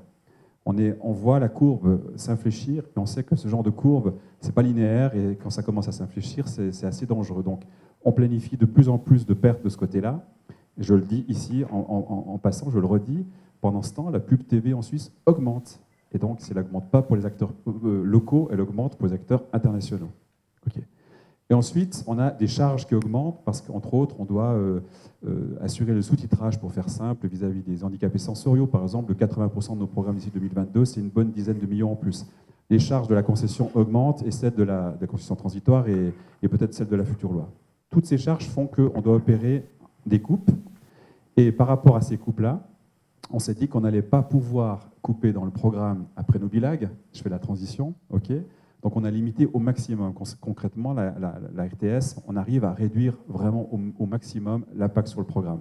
Vous serez informés entre demain et ces prochains jours, donc je ne vais pas dire ça ici ou ce soir. En revanche, on va couper sur les frais d'infrastructure, de bâtiments, de coûts de fonctionnement, etc. Ce qu'on ne cesse de faire depuis des années pour pouvoir redéployer les moyens. On arrête un certain nombre de choses pour pouvoir redéployer les moyens, par exemple sur le digital, pour toucher notre public. Ok. Et donc, dans ce cadre-là, on a pris l'option que dans les prochaines années, on allait réduire sur toute la Suisse de 25% nos bâtiments. Mais, malgré ces économies, on peut exister sur 2 sites en Suisse romande, Genève et Lausanne. Tant mieux, plus les bureaux régionaux. Donc, Lausanne, on a vendu le bâtiment de la Sala, il faut donc un nouveau bâtiment et on relance le projet campus. Et la question qui se pose, et c'est ma dernier élément, en 2024, si je relance le projet campus aujourd'hui, il sera ouvert vers 2024. En 2024, quel sera l'état du paysage audiovisuel en termes de consommation des médias? Si on constate déjà la convergence aujourd'hui, vous vous rendez compte quelle convergence de médias on aura dans 6 ans. Et donc, nous, on a une politique 360 degrés d'organiser l'ensemble de notre portefeuille pour que le public circule dans ce portefeuille de convergence des médias. On appelle ça du transmédia à la RTS. Si notre offre est comme ça, parce que le public surfe d'une offre à l'autre, radio, télévision, digitale, alors à terme, nos organisations aussi doivent être à l'image de l'offre qu'elles produisent. C'est assez logique. Et donc, dans 6 ans, il serait quand même intéressant de réfléchir maintenant si dans 6 ans, il ne sera pas opportun et naturel de regrouper les actualités, enfin, les rédactions de l'actualité, radio, télévision et digitale. Et si oui, où? À Genève ou à Lausanne? On postule Lausanne. Pourquoi? Parce que Lausanne, c'est un nouveau bâtiment, donc un nouveau départ pour toutes les équipes. Ce n'est pas la télé qui vient chez la radio, ce sera tout à fait nouveau aussi. Et puis, il y a quelques avantages géographiques. Voilà simplement, très modestement, ce que nous avons proposé et nous avons dit, par honnêteté, on va relancer l'étude. On va lancer cette étude. Le conseil d'administration décidera dans 1 année. À ce moment-là, vous connaissez la vague politique. Bon, c'est quand même pas un tsunami, hein. Ça bouge du côté de Genève, du côté de la reste de la Suisse romande, j'entends pas beaucoup de mouvements. Et puis, finalement, je pense qu'on va discuter plutôt de l'organisation des activités. La radio à Lausanne et la télévision à Genève, c'est un modèle de 1960, à l'époque où les médias étaient divisés, séparés. Aujourd'hui, ce n'est plus le cas. Est-ce qu'en 2024, on veut perdurer un modèle de 1960 à l'antithèse du mouvement de convergence des médias, ou est-ce qu'on est prêt à faire ça indépendamment de nos situations et donc de répartir non pas des médias, mais des activités éditoriales? Et encore un point, et je suis un peu long, je m'en excuse, mais moi je suis surpris, je cherchais le bon mot, de voir 6 interpellations parlementaires au Parlement fédéral, alors qu'il me semble que la Suisse a quand même des grands enjeux européens, par exemple, c'est à traiter. 6 interpellations parlementaires, ok, pour demander quoi? De forcer dans la LRTV le fait de produire de l'info TV à Zurich et à Genève et de l'info radio à Berne et à Lausanne. Et donc, je vous voyez l'image de nous clouer les pieds au sol. Ça, c'est vraiment l'image, la seule image qui me vient à l'esprit. Alors qu'il y a cette convergence des médias, ces mouvements, et je me dis, ce pays est fantastique, il va donc décider d'obliger pour des années, surtout si l'AME ne passe pas, d'obliger pour des années de produire séparément de la radio-télévision dans les différentes parties de ce pays. Au nom du fédéralisme. Comment ? Au nom du Mais fédéralisme. non, comme je l'ai dit, ce n'est pas un fédéralisme de bureau, c'est un fédéralisme de contenu. Je mets au défi quelqu'un de dire que nos programmes ne sont pas fédéralistes. Regardez la télévision, la RTS, écoutez la radio, la RTS, regardez nos offres digitales. Je ne dis pas que c'est parfait, je ne dis pas qu'on ne pourrait pas en faire plus pour les régions qui sont en dehors du bassin lémanique, mais franchement, dire que cette offre n'est pas fédéraliste, voilà, ok. Alors, si on était à Genève, il y aurait peut-être tout de suite des demandes d'intervention. Ça ne semble pas être le cas. Je vous invite vraiment à... Ah, si, madame. Alors, je crois qu'il y a un micro. Je ne sais pas qui s'en occupe. Ou alors, parlez fort. Et je répéterai votre question pour les personnes qui nous suivent à distance. Ah, ou bien... alors, un instant, le micro va vous parvenir. On peut rappeler que... ce qui agite le plus à Berne, peut-être, c'est quand même le déménagement de la radio de Berne à Zurich. Il a bien davantage que... C'est l'origine. Oui. Mais après, donc, dans le projet de loi, c'est aussi Genève-Lausanne qui est prévu d'être inscrit. Oui. Madame alors, c'est pour Monsieur Raymond, en fait, ma question. Vous avez abordé tout à l'heure la question du matin, la disparition du papier. Et juste avant, vous avez parlé effectivement d'être public, être accès public. Enfin, je crois que c'est Monsieur Crétin qui l'a dit. Et je voulais savoir, après l'émotion que ça a suscité en Suisse romande, quand même, d'avoir cette disparition papier, parce qu'il y a un attachement des romans, quand même, à un quotidien qui était là depuis très très longtemps. 125 ans. 125 ans, voilà. Et de la qualité éditoriale également. Est-ce que vous n'avez pas l'impression, avec cette décision, d'avoir enlevé une partie importante du paysage médiatique roman? La réaction, c'est le signe de l'attachement à la marque Le Matin. Je pense qu'effectivement, le Matin était très décrié par beaucoup de monde, mais dans les faits, est très apprécié, ou a été très apprécié dans sa forme papier. Maintenant, la réalité économique faisait que c'était plus soutenable. On perdait de l'ordre de 6 millions de pertes par année sur ce titre. Donc, il n'y a pas de modèle. On a cherché pendant des années et des années toutes les solutions pour essayer de le ramener au seuil de rentabilité, à zéro. On a fait des efforts gigantesques et puis ces derniers temps, comme l'a expliqué Thierry Moron, on a une chute brutale de la publicité qui a fait que la situation a été plus tenable. Et comme cette marque tient à cœur de l'ensemble des romans, puisque c'est aussi un actif très très important pour un éditeur, puisque la marque est très forte, on s'est dit, ben voilà, on va faire le saut du tout numérique. C'est un peu la tendance qui se dessine, plus ou moins rapidement pour les titres. Et Le Matin va être précurseur dans ce mouvement et on va faire ce pari. On avait 2 choix, c'était soit attendre et puis simplement baisser les bras, soit dire non, on prend une décision courageuse, peut-être téméraire, difficile, très très pénible, inacceptable pour toutes les personnes qui ont été touchées, pour les 40 personnes qui ont été touchées. Mais voilà, il fallait faire quelque chose, sinon c'était la fin du Matin. Et quand vous dites que vous êtes précurseur, c'est-à-dire qu'il y a d'autres titres qui vont subir cette version numérique ou pas du tout? Pourquoi ils subiraient? Je pense que les consommateurs que nous sommes souhaitent des choses, consomment différemment. Je suis beaucoup plus vieux que vous, j'ai consommé la presse très longtemps sur papier. J'allais en voyage et j'achetais au kiosque des journaux, des magazines, ce que je ne fais absolument plus, puisque j'ai dans la main le monde entier et que je peux consulter tout ce qui m'intéresse. Donc finalement, je m'occupe dans le train, dans l'avion, avec d'autres choses. Voilà la réalité. Et par rapport à ça, comme éditeur, on doit fournir un service. Et si les gens nous le demandent sous forme numérique, on le fera sous forme numérique. Si quelqu'un souhaite un abonnement, qui sera très cher, puisque les coûts de distribution sont hyper élevés, Mais pourquoi pas, tant que l'activité a du sens économiquement pour nous et qu'elle répond à une attente. C'est le consommateur, c'est vous, c'est moi comme consommateur qui décidons finalement de ce qu'on veut. Mais est-ce que vous ne pensez pas que justement, moi qui suis peut-être, comme vous le dites, plus jeune, qui consomme actuellement, Je confirme. qui consomme actuellement la presse dite traditionnelle de manière très traditionnelle, est-ce que vous n'avez pas l'impression de peut-être vouloir être téméraire, effectivement, mais un peu trop? Vous savez, on ne connaît pas les modèles du futur. On ne sait pas quels sont les modèles qui auront du succès. Et dans le cadre actuel, il y a deux possibilités. Soit vous restez figé sur vos positions, et là, vous êtes sûr de perdre. Soit vous prenez un certain nombre d'options, vous prenez des risques. Il y a beaucoup d'échecs qui auront lieu ces prochaines années. Toutes les entreprises vont prendre beaucoup de décisions, et un grand nombre d'entre elles seront des mauvaises décisions. Mais sur le global, l'ensemble nous permettra d'avancer tous positivement. Et par rapport à ça, voilà, on a pris une option. On peut corriger le tir, on peut adapter. On n'est pas non plus avec des infrastructures qui nécessitent des investissements sur des dizaines d'années. Et on peut très rapidement changer fusil d'épaule. Et je crois que ce qu'on apporte aux gens, c'est une information de qualité certifiée régionale. Ça, c'est la différence qu'on fera par rapport aux acteurs étrangers. Et là, de ce point de vue-là, on a le même positionnement, la même vision que la SSR. Voilà. Puis après, il faut trouver les façons de vendre ces éléments-là. Mais peut-être juste encore une question à ce sujet. Ce qui est étonnant, c'est qu'au fond, on n'a pas, à ma connaissance en tout cas, d'exemple qui ait marché jusqu'à maintenant, de conversion d'un titre papier en pur numérique et qui a bien marché. On avait cité l'exemple de la presse au Québec, mais finalement, ça a mal tourné.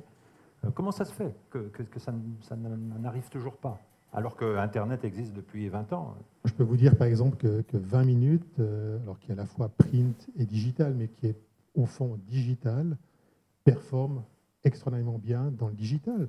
Donc le business model existe. Il n'y a pas de... Voilà. La presse, c'était une tentative beaucoup plus ambitieuse. C'était une tentative de reformation des processus de production. C'était une fusion, une convergence totale entre l'audiovisuel et puis la presse écrite. Voilà, mais je regrette vraiment beaucoup cet échec.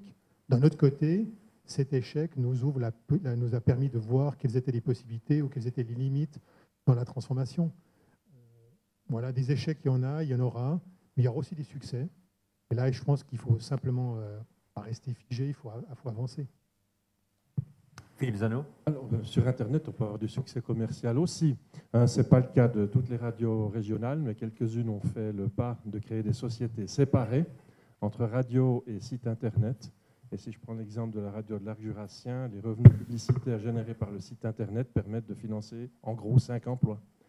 Donc c'est absolument possible. Sur Arc Info? Oui. Non, pas sur Arc Info, sur BNJ. Ah, pardon, oui. Et ça fonctionne bien, et c'est séparé. Donc on échappe à la critique de l'utilisation de la redevance pour la création des contenus Internet. Et sur Internet, il y a deux types de revenus. Il y a les revenus publicitaires dont on a parlé maintenant, et puis il y a tous les revenus qui sont liés à la vente d'abonnements, aux lecteurs. Et là, je dois dire qu'on fait des expériences extrêmement positives ces derniers mois chez Tamedia. On a lancé une nouvelle cellule de vente digitale. Et là, on voit qu'il y a de nombreuses personnes qui sont prêtes à payer pour ces contenus. Donc pour moi, le modèle, il va plutôt dans cette direction-là, où la qualité, la valeur ajoutée perçue sera payée parce que la valeur qu'on apporte est unique. Et je pense que voilà, c'est des modèles qu'on doit combiner de manière plus ou moins intense selon les équipes. Il y a un potentiel très clair et très positif. Monsieur a une question. Je suis photographe de presse, je travaille pour votre groupe. Comment vous expliquez que les photos inventées sur publication papier valaient un certain coût et maintenant elles diminuent, mais de façon démentielle? Je n'ai pas l'impression que les conditions de production, en tout cas de ce qu'on a dans la convention collective de travail, soient différentes si vous produisez pour le print ou pour le digital. C'est là que je ne comprends pas votre question. Avant,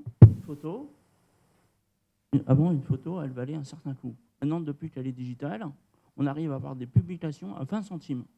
Alors qu'avant, c'était totalement impossible. On est on arrive à Mais monsieur, vous parlez de la reproduction de cette photo non, sur un plan par exemple, digital. moi, je prends cette photo, Je la prends, un journal me donne un mandat, prend cette photo. Avant, on me la facturait tant, j'étais payé tant la journée, plus les commissions. Depuis que c'est digital, les prix ils diminuent drastiquement vers le bas systématiquement. Mais on ne vous achète pas une photo 20 centimes, pour être clair. Si, justement. Ah bon? Justement, il y a des médias sur Internet qui travaillent avec un média, avec Ringier et autres, et justement, ils facturent les photographes entre 20 centimes et 250 francs. Or qu'il y a des gros médias, des gros trucs, qui eux, comme Getimage et autres, qui justement commencent à 240 et finissent parce qu'ils veulent le conserver, et à chaque fois, il y a beaucoup de journaux qui ne travaillent pas avec ces gens-là parce qu'ils ne veulent pas payer ces tarifs et ils veulent justement payer le moins possible. Et ça, c'est l'ère numérique qui fait ça. Mais si vous travaillez pour nous, vous êtes soumis aux conditions de la convention collective de travail qui règle ces éléments-là.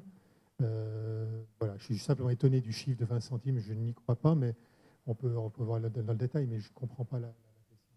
Ce qui est important de dire, c'est que les conditions cadres, alors en Suisse romande, on a une chance formidable dans la presse, c'est qu'on a une convention collective de travail qui règle l'ensemble de ces points. Et l'autre aspect, c'est la concurrence mondiale sur les photos. Et c'est vrai que la distribution des photos par Internet met une concurrence très forte entre tous les photographes et met une concurrence, met une pression sur le prix. Mais ça, ce n'est pas propre aux photos, c'est propre à l'ensemble de ce qui est produit pour les... Est-ce qu'il y a une autre question? Oui, monsieur? Oui, bonsoir. J'ai deux, trois petites remarques sur la production ou les modèles qui sont mis en place. En fait, j'entends que vous collaborez sur la production du contenu et je m'en réjouis parce qu'effectivement, de produire du contenu, c'est coûteux. Maintenant, il y a énormément de contenu qui est produit partout ailleurs, vidéo, audio, etc., de très bonne qualité. Est-ce que vous envisagez d'une manière ou d'une autre de valoriser ces contenus-là? Et puis un autre élément, une autre petite question, vous répondez à ce qu'attend le public, en fait, quelque part. J'ai l'impression que c'est un peu une position un peu attentiste, un peu réactive. Est-ce que vous n'envisagez pas d'imaginer des nouveaux types de modèles économiques ou des nouveaux types de production pour proposer à vos clients, à vos consommateurs, quelque chose de nouveau? Et il y a plein d'exemples qui ont fait qu'il y a des choses qu'on n'avait pas besoin en tant que consommateur, mais quand elles sont arrivées, on les utilise. Production, nous on ne collabore pas beaucoup avec la SSR, je crois même qu'on a une collaboration à part commerciale, peut-être sur 3 coups.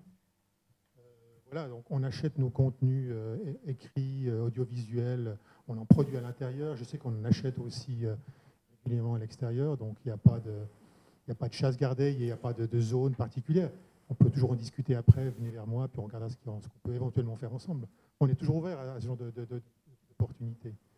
Voilà. Après, par rapport à la réactivité par rapport au marché, c'est vrai que le marché, le mode de consommation change à une vitesse tellement folle, et on en est les acteurs nous-mêmes, on est de plus en plus exigeants, et on s'habitue et on change notre comportement par rapport à la technologie, et que c'est vrai que le rôle d'un manager et le défi d'un manager, c'est de faire bouger et évoluer la structure au moins aussi vite que le marché bouge. Et ça, c'est déjà un défi. Et on doit packager les offres, on doit faire des offres d'abonnement, des offres d'accès qui soient totalement différentes, complémentaires en tout cas par rapport aux offres traditionnelles. C'est vrai que c'est la grosse frustration d'un manager comme moi, c'est qu'on ne va pas assez vite. Mais voilà, c'est un peu... Oui, Pascal Finster. Donc nous, on est dans une position où on met à disposition nos contenus, parce que l'argent de la redevance fait que ça va plutôt dans ce sens. C'est prévu par la concession transitoire qui entre en vigueur le 1er janvier. Ce sera prévu par la loi aussi.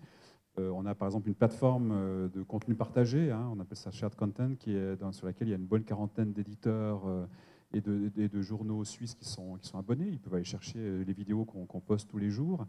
On prévoit dans l'ouverture de nos archives, tendanciellement toujours plus grandes aussi, de pouvoir mettre à disposition une partie de nos archives aussi, pour que les acteurs médiatiques privés puissent les récupérer, donc illustrer leurs articles, etc., avec ces archives.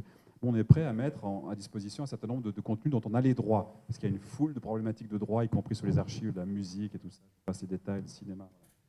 Ça, c'est pour un volet de la question. L'autre question, c'était, oui, est-ce qu'on est en attente sur le réactive? Je trouve que c'est une bonne question. On n'est pas que dans la demande, on est aussi dans l'offre. Hein. Donc il y a cette double articulation, cette double dynamique. On doit toujours faire et de l'offre et de la demande.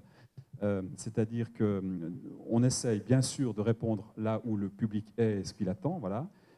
Comme a dit Serge Raymond, on regarde ce qui se passe dans le marché mondial parce qu'il y a des tendances qui se créent. Et donc on essaye d'anticiper et d'être rapidement lorsque la tendance se rend réelle ici en Suisse romande, par exemple. Et puis, parfois, on a un tout petit peu d'avance. Par exemple, je pense dans les années 80, quand on a créé les couleurs 3, il y a eu un petit côté pionnier comme ça. C'est pas facile d'être pionnier toutes les années ou toutes les décennies. Voilà, donc aujourd'hui, on a très modestement lancé comme ça, un peu en sous-marin, une offre qui s'appelle Tetaki, en visant les 15-25 ans. C'est un public très segmenté, très difficile. Il y a plusieurs segments dans ce... Et donc, on a fait ça sans promo, on a joué le jeu, puis on a dit on va voir si ça prend. Voilà, en moins d'une année, il y a déjà 35 000 fidèles dans la communauté. On arrive à plus de 200 000 vues parfois dans certaines vidéos, etc. On se dit, OK, il y a quelque chose qui prend. Mon ambition, par exemple, c'est d'augmenter Tetaki petit à petit et de voir comment ça peut créer une sorte de chaîne, si vous voulez, d'univers qui peut même, soyons fous, arriver sur de l'audio aussi. Voilà. Et donc, on essaye, je crois, tous les acteurs ici, d'être à la fois en réponse et puis un tout petit peu en poussant certaines tendances pour créer un peu le besoin aussi. Pourquoi pas une chaîne sur YouTube, par exemple? Et on a énormément. Vous YouTube, avez mis des productions, ouais. Mais vous n'avez pas une chaîne. Par exemple, non, on n'a pas une chaîne, mais par exemple, Couleur 3, dans lequel on a embarqué des caméras 24 heures sur 24 pour ensuite découper les sons, les sons, c'est emblématique, les contenus et puis les diffuser. Couleur 3 fait 700 000 vues par mois sur YouTube. Voilà. Couleur 3, c'est une radio qui fait 700 000 vues sur YouTube et puis 500 000 sur Facebook. Donc, on est complètement dans cet univers chamboulé les uns les autres. Hein. Me permettre encore, on est dans les médias, on est les champions pour critiquer ce que font les uns et les autres. Hein. Tout le monde ne fait pas parfaitement ce qu'il faut faire, on aurait fait mieux. Ça provient d'un monde dans lequel tout était stable. Maintenant, tout bouge. Et je pense qu'on devrait se féliciter les uns les autres des échecs qu'on va faire. Et on va apprendre des échecs. Et par exemple, chez Tamedia, une des grosses difficultés que j'ai, c'est de donner le courage aux gens, personnes, aux collaborateurs, collaboratrices, de tester des choses. Et quand on a des échecs, on fait l'échec parce qu'on a appris que cette direction-là n'était pas la bonne et qu'on doit aller. Et c'est ce qui va se passer ces prochaines années. Merci. Ah oui, encore. Oui. Aux États-Unis, ici, quand quelqu'un fait un échec, c'est un loser. Okay, et aux États-Unis, c'est quelqu'un qui a gagné l'expérience. Et on a un problème avec l'innovation en Suisse. Parce que chaque franc qu'on investit, c'est un franc précieux, il faut le gagner, il faut qu'il soit rentable, etc. De temps en temps, il faudrait arriver, ce n'est pas toujours évident, surtout avec des contraintes économiques et encore plus pour les médias print, etc. Mais il faut qu'on arrive les uns les autres, et là, il y a une plateforme qui est intéressante, à mettre un peu ensemble des moyens pour lancer des choses. Par exemple, avec Ringier, avec l'université romande, avec les PFL, et puis on discute aussi avec les autres parties prenantes du médiatique roman. On a créé ce centre de médias, d'innovation des médias, parce qu'on pense qu'ensemble, on peut peut-être contribuer à inventer de nouveaux business models, contribuer à renforcer les expériences que mène Tamedia, par exemple, sur la vente à l'article ou une vente différenciée, etc. Contribuer à inventer de nouveaux formats aussi. Qu'est-ce qu'on peut jouer avec l'intelligence artificielle dans la création de contenu et avoir plus de valeur ajoutée pour le brain humain, etc. Il y a énormément de chantiers, la personnalisation, l'offre, ça. Il y a plein de chantiers dont on va tous profiter, quels que soient nos modèles d'affaires, parce qu'à la fin, on est concurrents, mais il y a quand même, en sous-marin, si vous voulez, un fondement qui est le marché journalistique, roman, et là-dessus, on se retrouve tous. Merci. Marc-Henri Jobin, une question? Oui. Oui. Merci. Non, profitez de la présence de M. Critin. Moi, j'ai trouvé qu'Almeida était un projet extraordinaire. C'était extrêmement, une grande intelligence de vouloir ramener en Suisse l'argent de la publicité sur le web. Vous parlez de l'argent de la publicité télévisée, mais il y a aussi l'argent, les GAFA. Hein. Et bon, pour des raisons, j'imagine, liées à la politique, la SSR a dû s'en retirer, mais voilà, ça m'intéresserait de vous entendre, et peut-être M. Raymond aussi, sur ce projet que moi, je trouvais extraordinairement porteur pour le pays. C'était notre conviction. C'était celle de Ringier aussi, c'était celle de Swisscom. On s'est dit, c'est quand même... et puis, on a aussi discuté très, très largement avant de lancer le bateau. Hein. c'était cette idée de pouvoir rassembler le maximum d'acteurs suisses, comme vous l'avez dit, pour essayer de tenir un tout petit peu le marché. Ça peut paraître politiquement pas correct, mais bref, à la fin, c'est pas en prenant aucune décision que ce pays va disons, assurer cette valeur et ses moyens. Donc, essayons de rassembler les acteurs pour garder un maximum de cette valeur dont je parlais en Suisse. Bon, okay. Après, il y a eu tout le débat que vous connaissez, etc. Sur une partie de ce débat, je laisserai Serge Raymond parler, il est mieux placé que moi.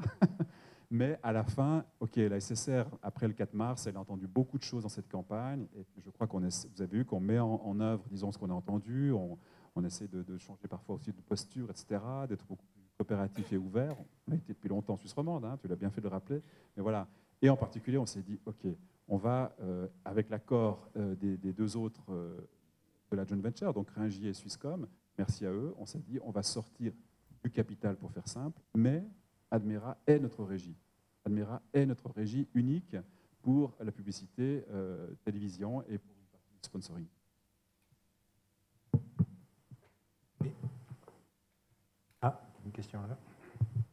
Moi, une question, j'ai l'impression que vous avez tous plus ou moins le même avis, qu'il faut aller vers du contenu et moins de vecteurs. Par exemple, si je prends La Liberté, vous commencez aussi à faire des vidéos, Le Temps fait pas mal de vidéos. Enfin, moi, dans une radio, je dois aussi faire du contenu multimédia. Mais finalement, sur un si petit territoire comme la Suisse, est-ce que finalement, ce n'est pas plutôt une guerre fratricide? Si vous allez tous vers le contenu, tout le monde veut faire de la vidéo, tout le monde veut faire de l'audio, tout le monde veut faire de l'écrit, RTS fait aussi de l'écrit. Finalement, est-ce que ce n'est pas finalement une guerre entre vous mangez parmi, plutôt que peut-être de garder les vecteurs et dire moi je fais de la radio, je fais que de la radio, moi je fais de la presse écrite. Enfin, voilà, défendre votre gâteau plutôt que de le partager. Thierry Moreau, vous éditez La Liberté? Oui, mais justement, c'est que je crois que la preuve, ce qu'on disait tout à l'heure, c'est qu'on ne se fait pas toujours la guerre. Il y a eu des périodes plus vindicatives que ça. Aujourd'hui, c'est qu'on se parle et qu'on a envie de construire ensemble. Alors, on n'est pas dans un monde de béni oui-oui, ce n'est pas l'idée. Mais je pense qu'on est tous conscients, et je crois qu'on vous l'a montré. D'abord, il y a une situation qui a dramatiquement changé, en tout cas pour la presse écrite, mais on le constate ici, pas seulement pour la presse écrite. Hein, tous les médias ont vu un changement qui est colossal. Et de ce fait, on a conscience, je crois tous, que, on doit faire autre chose. Et puis, on doit, c'est ce que disait Serge Raymond, donc apprendre nos échecs, on doit oser faire des choses qui vont peut-être échouer, mais surtout, on doit bouger. Mais je crois que, je parlais tout à l'heure du forum des médias, c'est bien ce qu'on veut, c'est quand même se parler, puis venir avec du concret qui touche, qui finalement met en avant le travail du journaliste, parce qu'on sait que c'est ça, notre matière première, et qui produit quelque chose, c'est le travail et la qualité du travail des journalistes. Et c'est ça qui doit revenir au devant de la scène. On sait que la Liberté se porte pas trop mal. Hein. Écoutez, le nombre de lecteurs est assez stable, sauf erreur, écoutez, sur papier. On souffre comme tout le monde, hein, Oui. on ne va pas se le cacher. Là, pour parler peut-être de l'ensemble des médias, en tout cas des médias écrits, on souffre tous beaucoup et fortement.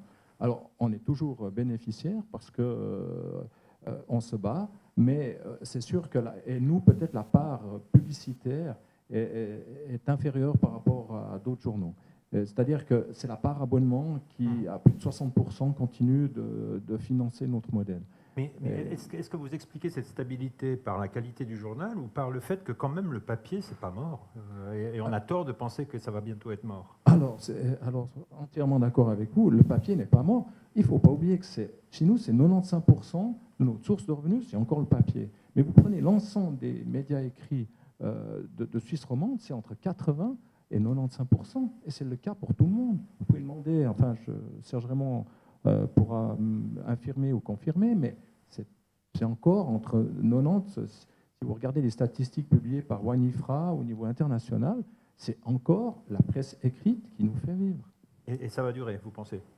Alors, on sait que ça diminue, c'est inéluctable. Mais jusqu'où? Quand est-ce que le modèle va basculer? Personne ne peut répondre. Moi, je pense qu'il y a encore un travail. Il y a encore en parallèle, alors ce qui est vrai, c'est, je dirais, la jeunesse. Là, il y a un changement qui est beaucoup plus radical. C'est-à-dire les catégories de personnes de 15 à 25 ans, à 30 ans, ces personnes-là lâchent de plus en plus le papier. C'est indéniable. Et c'est là que le basculement, il y a une accélération du mouvement. Ça, c'est incontestable et personne ne le nie. Et on doit accompagner ce changement. Et c'est sûr, c'est pour ça que les deux modèles sont encore parallèles. C'est pour ça aussi qu'on disait peut-être une aide indirecte à la presse, même si ça peut paraître archaïque, nous, ça reste le système qui, pour nous donner cette transition, ce temps de transition, peut-être qu'il va prendre 4, 5, 6 ans, eh bien, c'est le moins mauvais système. Sur les coopérations, je crois qu'il faut réfléchir tout niveau et tous azimuts. À l'heure actuelle, on s'est focalisé durant la campagne, Nobilag notamment, et sur Admera aussi, sur la lutte contre les GAFA et les autres, les très grands. Il fallait être un grand média en Suisse romande pour lutter contre ces médias-là. Il ne s'agit pas forcément de lutter contre, mais de faire avec, comme vous l'avez dit, M. Raymond. Et il y a des collaborations qui devront être envisagées sans doute à divers niveaux. Je parle des médias, radio, mais radio avec des télévisions sans doute pour divers contenus, mais aussi régionaux. J'imagine aussi que les médias régionaux, puisque nous avons la chance d'avoir dans chaque canton, pour ainsi dire, une radio et un journal à l'heure actuelle, un accroissement des collaborations à caractère vraiment cantonal, régional, là aussi, pour mettre ensemble, pour faire profiter nos consommateurs de médias, de production à la fois textuelle, audio et même audiovisuelle. Donc il y a toutes sortes de collaborations et on n'a pas encore fini d'explorer tout cela, que ce soit dans les genres, que ce soit dans les régions, que ce soit aussi dans services publics privés, etc. Il y a vraiment un grand potentiel et je crois que là, on peut s'y mettre. Moi, je vais revenir sur la question du papier, pas de papier. C'est une question qui est vide de sens. Qui d'entre vous ne consomme des informations que sur papier? Vous? OK. Qui ne consomme que sur digital? En fait, quand vous observez, vous consommez les différents médias, tantôt sur e-paper, tantôt directement sur l'application, tantôt sur la version papier. Donc, à un moment donné, qu'est-ce que nous, comme éditeurs, fournissons? Nous fournissons du contenu de qualité régionale certifié. Et après, le moyen d'y accéder, c'est secondaire. Donc, à un moment donné, il n'y a pas, parce qu'un journal n'est plus sur papier, qu'il a disparu. Non, il s'est transformé. Il fournit normalement toujours la même information de qualité derrière. Donc, comment est-ce qu'on est capable de produire cette information journalistique, de la mettre en scène? Ça, c'est le vrai travail de l'édition. Puis après, il y a la deuxième partie, c'est comment est-ce qu'on le commercialise. Et effectivement, ce ne sera pas uniquement par la distribution postale, ce ne sera pas uniquement par des mailings, pas uniquement par des téléphones marketing, mais par un marketing de comportement sur Internet. Voilà l'évolution. Bon, voilà. Donc, ce n'est pas noir ou blanc, ce n'est pas print contre digital, c'est print et digital. Et la tonalité du print et du digital va fluctuer régulièrement dans les années. Oui. Je sais pas s'il y a une autre question dans la salle. Sinon, j'en aurais une. À vous entendre, évidemment, il y a un vrai effort, une vraie volonté de collaboration, de fédérer, de collaborer sur les moyens, mais aussi sur le contenu. En même temps, il y a un certain rejet, me semble-t-il, de cette loi sur les médias électroniques. Alors, finalement, c'est quoi le plan B pour cette loi? Qu'est-ce qu'elle va devenir, dans le fond? Est-ce que le but, c'est que finalement, ça échoue? Ou bien est-ce que, et puis d'en rester au système actuel, ou bien est-ce que c'est quand même de faire évoluer les choses vers quelque chose de mieux? Et puis, comment faire en sorte pour arriver à tirer quelque chose de cette nouvelle loi sur les médias électroniques sans devoir s'écharper devant tout le monde? Parce que le risque qu'il y a derrière, à mon sens, c'est que si devant le public, on montre pas cette cohésion-là, mais un monde des médias très, très partagé, où chacun essaie de tirer la couverture à soi, ça risque de fatiguer le public qui se dira mais on voudrait bien aider les médias, visiblement ils n'arrivent pas à se mettre d'accord, donc finalement tant pis. La meilleure aide, c'est qu'on soit attractif et qu'ils nous consomment et qu'ils nous achètent. Vincent Bornet. Moi, je crois honnêtement que c'est un thème qui dépassera l'intérêt général du public, puisque c'est très technique, c'est des choses qu'on ne maîtrise pas. On a vu combien les débats politiques sur Nobilag ou la LRTV en 2015 ne touchaient pas au fond de la question, mais touchaient au symbole ou à la problématique financière ou bassement pécuniaire.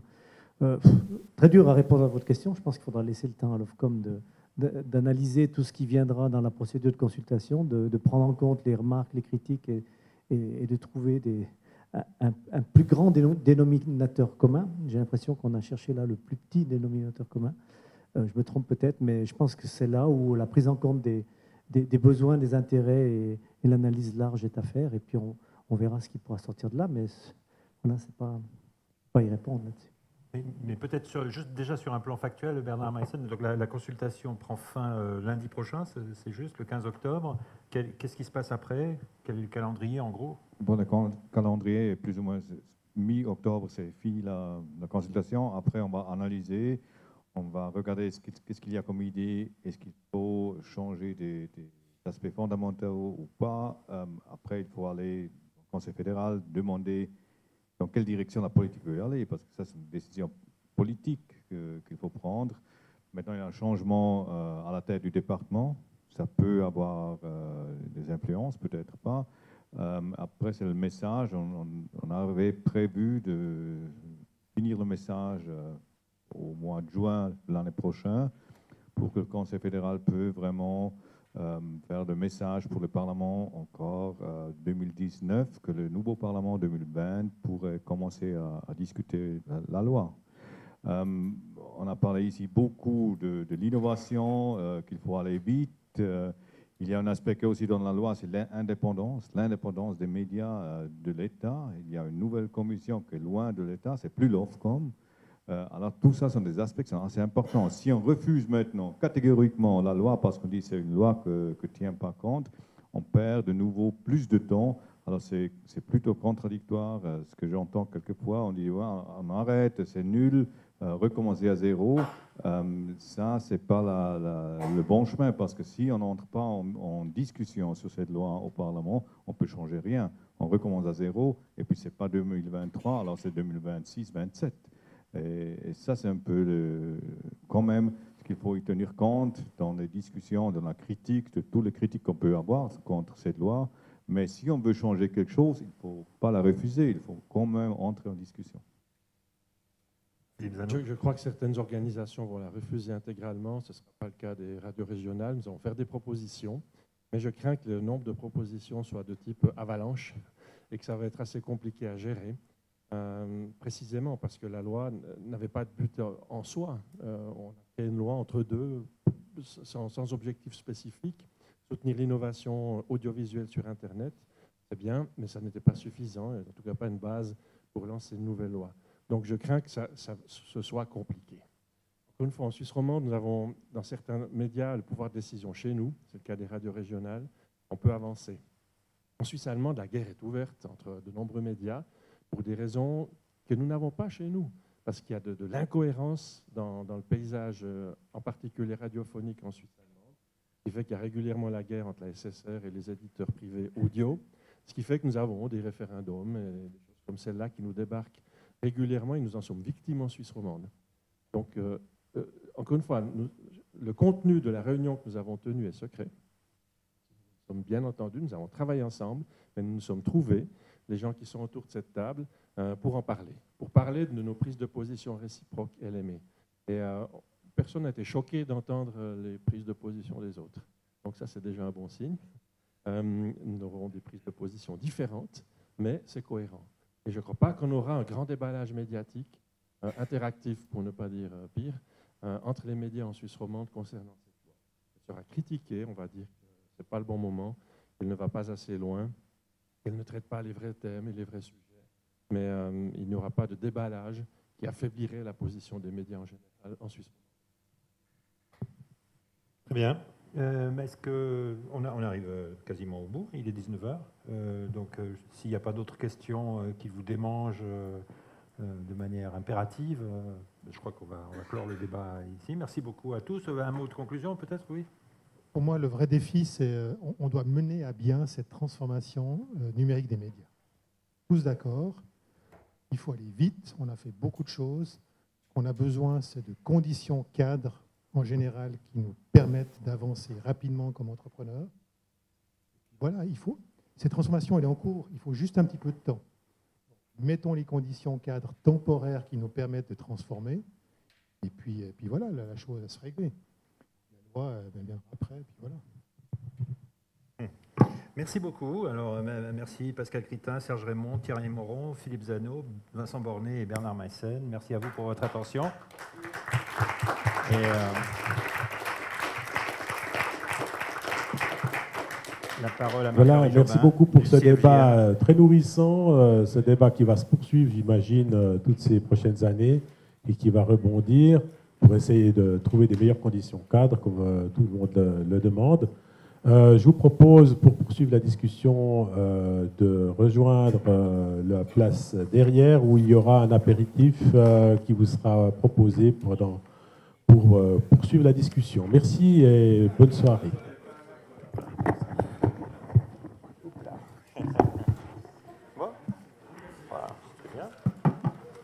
Merci ces messieurs. Oui, c'était bien.